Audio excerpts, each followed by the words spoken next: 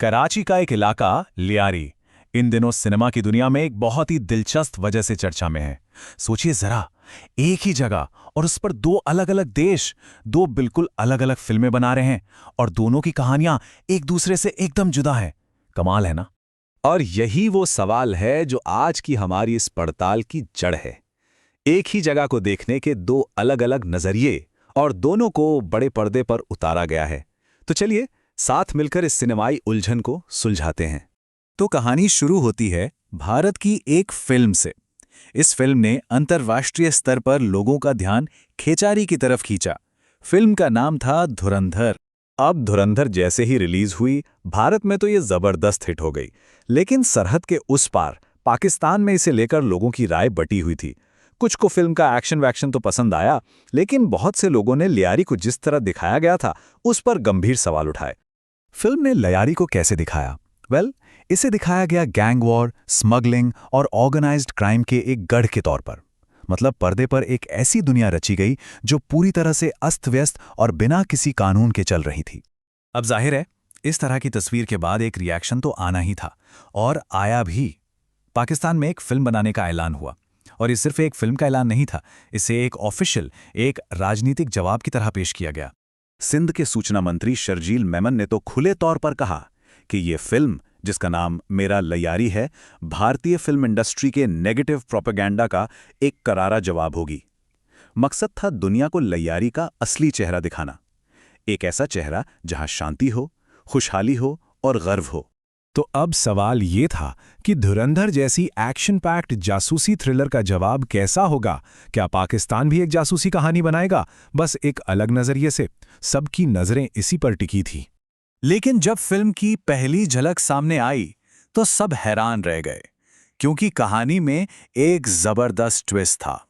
जिसकी उम्मीद की जा रही थी, ये फिल्म उससे कोसों दूर बिल्कुल अलग निकली।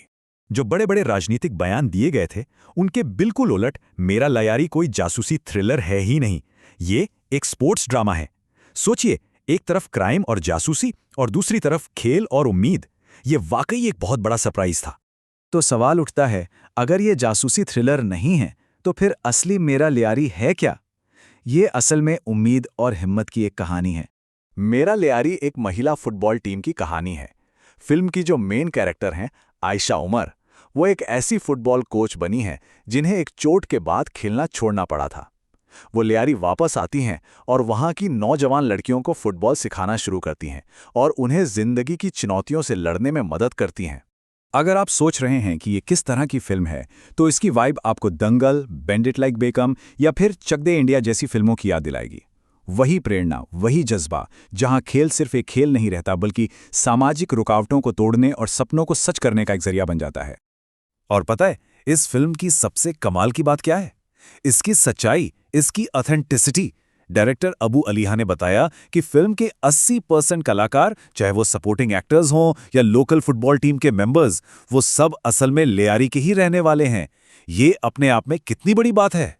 तो ये पूरा मामला हमें एक बहुत ज़रूरी बात पर सोचने के लिए मजबूर करता है, कहानी कहने की ताकत के बारे में।